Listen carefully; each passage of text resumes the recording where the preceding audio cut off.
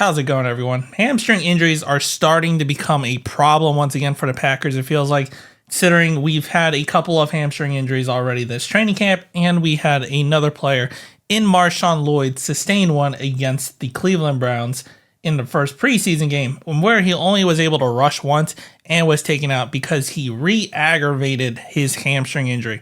Now, there were no reports that I saw, read, heard anything.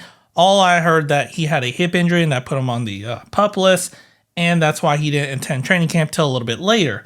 And then apparently after he pulled this, he said that he re-aggravated this hamstring injury, and he was actually pushing through a hamstring issue throughout training camp. So it sounds like he kind of kept this from the medical staff, because the Packers generally like to take the long approach, especially with hamstring injuries. They usually like to take them out, don't have them play, don't have them practice. We've already seen that with Carrington Valentine and also Josh Jacobs, but no reports about Marshawn Lloyd having a hamstring injury until he pulled this one. So with that, it gets a little bit interesting, because I feel like with that, it kind of leaves the door open for A.J. Dillon, considering he looked terrible, and despite him coming into this training camp in the best shape of his life, he still looks like the same A.J. Dillon. But Marshawn Lloyd, what does that mean for him? So with that, his hamstring if it's a grade 1, he's probably out for the usual timetable is about 10 to 14 days. So that would put him up to about the third preseason game against the Baltimore Ravens.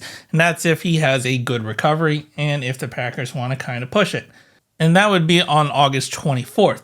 Now, the Packers and the rest of the NFL have until August 27th to make all of their final roster cuts, where they have to trim down the roster to a 53-man roster. So with that, it seems like we might not see Marshawn Lloyd at all anymore in this offseason unless he has a pretty good recovery and he eventually plays against the Ravens. But that's about the minimum time frame it seems like he would return and show and play with the team in any capacity. Now, that's if it's a grade 1. Now, if it's a grade 2, considering he re-aggravated it and it made it worse, then it would be considered a grade 2. And apparently the average time frame for that is about 4 to 8 weeks, so a lot longer time frame. We're not really going to probably see Marshawn Lloyd practicing in any capacity. He might be in like the team meetings and maybe some walkthroughs, but none of the team drills.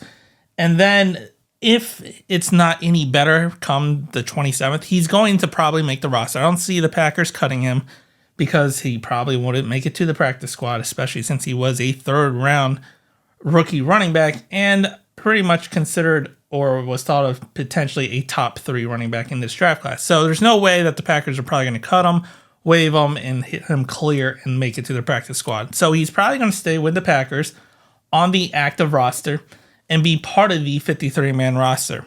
Now, once the 53-man roster is there, then depending on where he is with that injury, I could see him going on injured reserve, especially if it's a more like long-term injury, kind of like how Christian Watson went on the IR a couple times because of a hamstring injury. Probably the same deal.